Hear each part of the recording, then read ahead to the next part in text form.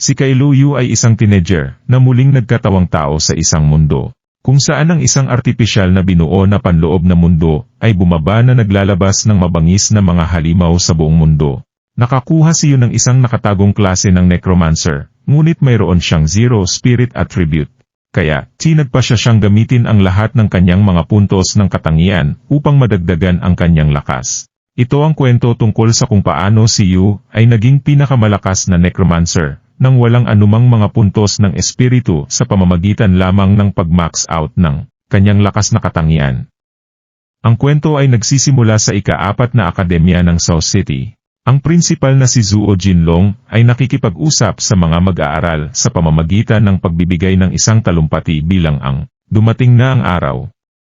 Kapag ang lahat ng mga mag-aaral ay magiging isang manlalaro sa panloob na mundo, ito ay sa wakas ang araw ng kanilang paglipat ng klase. Sasabihin ng sistem sa lahat ang kanilang mga klase sa sandaling pumasok sila sa pagbuo.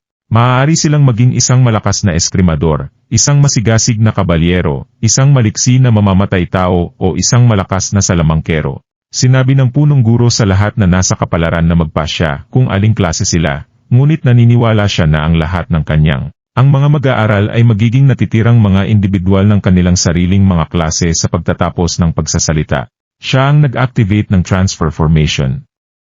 Ang isang magic circle ay nagsimulang lumiwanag sa ilalim ng mga feats ng mga mag-aaral. Sa wakas nakilala namin si Kaiyu, RMC na noon ay reincarnated sa mundong ito 18 taon na ang nakakaraan. Ang mundong ito na kinaroroonan niya ay tinawag na Kaiji Star. Ang isang parallel na mundo na kung saan ay lubos na katulad sa Earth ngunit hindi katulad ng Earth, isang artipisyal na binuo panloob na mundo biglang bumabasa. Between. Nagiging sanhi ng mundo ng tao na mabaligtad ng mga halimaw. Ang iba, ibang mahirap na dungeon ay lumitaw sa buong mundo. Sa pag-abot ng 18 taong gulang ang mga tao ay nakakakuha ng mga kakayahan sa pamamagitan ng pagbuo ng paglipat. At gamitin ang mga ito upang i-clear ang dungeons sa pamamagitan ng pagpatay ng mga monsters. Maaari rin silang mag-level up at makakuha ng mga puntos ng katangian upang madagdagan ang kanilang lakas. Ipinikit ni Yu ang kanyang mga mata nang magsimula ang pagbuo ng paglipat. Sinabi sa kanya ng sistem na ito ang unang pagkakataon na pumapasok siya sa panloob na mundo. Tinanong siya nito kung gusto niyang mag-roll para sa klase na makukuha niya. Pagsagot sa isang o, nagsimula kang magmakaawa sa lahat ng kanyang mga ninuno na hayaan siyang makakuha ng isang mahusay na klase. I would like to take a break and ask you all to hit that like button as today's aim is 300 likes. Also consider subscribing with a notification bell on to get notified as soon as a video drops onto the channel. You can also join the channel to support me financially, as it would help me produce better quality content faster. Ngayon bumalik tayo sa video. Ang rolling ay kasalukuyang isinasagawa sa loob ng ilang oras. Ngunit pagkatapos noon ay misteryosong nakuha mo ang Necromancer class, na higanteng bungo na may mabigat na berdeng aura na nakapalibot sa kanya. Laking gulat niya nang marinig niya na may hidden class siya. Ayon sa kanya, ito ay masyadong kahanga-hanga. Isang salamangkero na may skeleton belt at isang skeleton shaft ang lumitaw sa kanyang harapan na nagsasabi sa kanya na ang isang necromancer ay isang napakabihirang klase, na isa o dalawa lang ang makakakuha sa buong mundo gamit ang isang kaway ng isang staff na hindi mabilang na top-notch undead na nilalang ay maaaring ipatawag mula sa mga pintuan ng impyerno. Hanggat ang gumagamit ay may sapat na mana, maaari silang maging isang one-man army. Excited niyang binuksan ang kanyang attribute page para malaman ang kanyang kapangyarihan na nakuha niyo ang class Necromancer. Ang kanyang lakas ay 10 at ang depensa ay 6 na may agility ng 9, ngunit siya ay may masamang espiritu na 0 lang. Nabigla siya nang makita kung paano maaaring magkaroon ng 0 spirit ang isang Necromancer. Akala niya alam niya na ang mga attribute points sa simula ay random na ibinahagi tulad ng mga klase. Ang pinakamataas na puntos na makukuha ng sinuman ay 1-0. Alam din niya na ang espiritu ang pinakamahalagang katangian para sa uri ng klase ng salamangkero. Hindi siya makapaniwala na ang kanyang espiritu ay hindi bababa sa 5 kundi 0. Nagpanic mode si Yu at nagsimulang mag-isip tungkol sa kung paano siya lalaban sa totoong mundo. Ang sistema ay nagambala sa kanyang mga kaisipan sa pamamagitan ng pagtatanong sa kanya kung nais niyang gumulong para sa isang talento ngayon. Umiiyak si Yu habang sinasabi na hindi na mahalaga. Sinabi niya sa sistema na gawin ang gusto niyang gawin ayon sa kanya kahit na nakakuha siya ng great talent. Ngayon, wala itong silbi dahil ang kanyang espiritu ay zero. Pagkatapos ng rolling ay nakuha mo ang talent Brave Heart of a Mage na mayroon itong hindi kilalang grado at nabigyan ito ng 1-0 attribute points. Sa pagbubukas ng window ng status, nalaman mong mayroon din itong passive effect. Igagawad ang mga attribute point pagkatapos mapatay ng player ang isang kaaway sa pamamagitan ng pisikal na pag-atake. Ang aktibong epekto nito ay medyo kakaiba din, maaaring pataasin ng player ang iba pang mga value ng attribute sa parehong value ng isang partikular na value ng attribute, ngunit mayroon itong medyo malupit na limitasyon. Isang attribute lang ang maaaring itali bago gamitin ang aktibong effect. Ngunit para sa iyo ito ay iba, parang dininig ng Diyos ang kanyang pagsusumamo.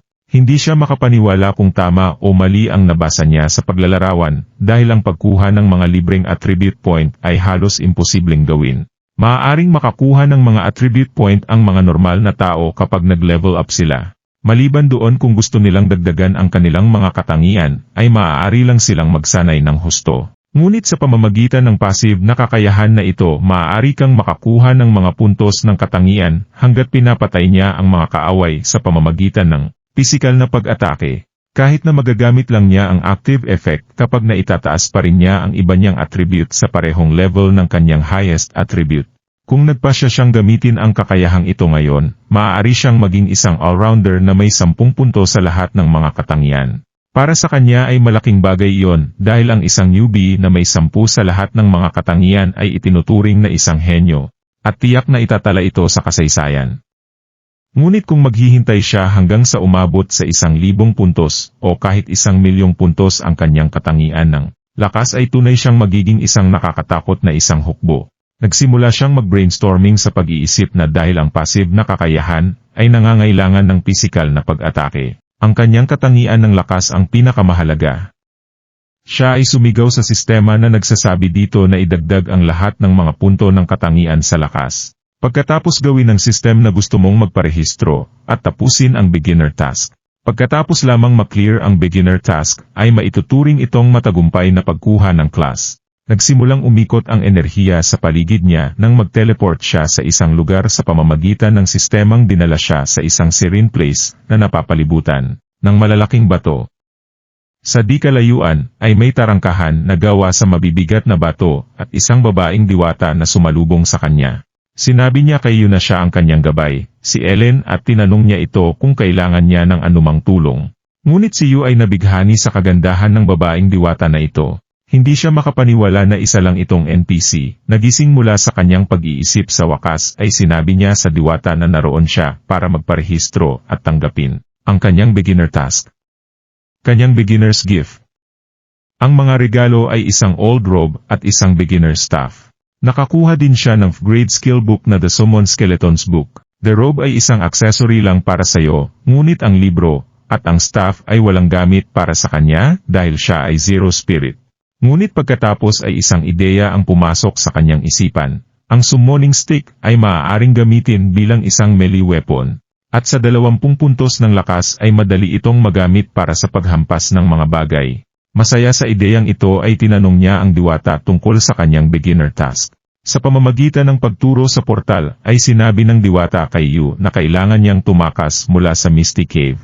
Sinimulan niyang sabihin na para sa gawaing ito kailangan niyang maging maingat. Pinayuhan niya na kung gusto mong makatakas ng mabilis, hindi niya dapat patayin ang sinumang kalansay na sundalo. Kung gagawin niya iyon ay hindi na nakita ng diwata na wala si Yu. Nagsimula siyang magtaka tungkol sa the disappearance of the player. Pero nandoon siya sa loob ng portal. Tumakbo siya sa loob ng portal nang hindi nakikinig sa anumang mga salita na sinabi ng NPC habang nakatingin siya sa harap ito. Ay isang kuweba na puno ng berdeng ambon at isang malaking bilang ng mga kalansay ng tao na itinapon sa paligid na parang mga laruan lamang. Iniisip niya kung may sinabi ang NPC ngunit hindi ito pinansin. Iniisip na ito ay isang beginner's task lamang. Kaya hindi naman ganoon kahirap, napaisip din siya sa mga bungo na kung saan-saan nakakalat. Biglang may naramdaman siyang kung ano o kung anong nilalang na nagmumula sa kanyang likuran. Ito ay isang kalansay na sundalo na tumatakbo patungo kay Yu na may hawak na kutsilyo. Handa siyang saksakin hanggang mamatay. Habang lumilinga-linga si Yu, nalaman niyang ito ang halimaw na skeleton na sundalo ng level 1. Sa likas na reaksyon, itinaas ni Yu ang kanyang staff sa hangin at binasag ang kalansay ng napakalakas. Nakatanggap ito ng 20 pinsala, napatay ni Yu ang kalansay sa isang shot. Medyo kinakabahan si Yu sa lahat ng nangyari sa kanya ngayon. Ang hindi marunong gumamit ng magic ay talagang mahirap para sa kanya.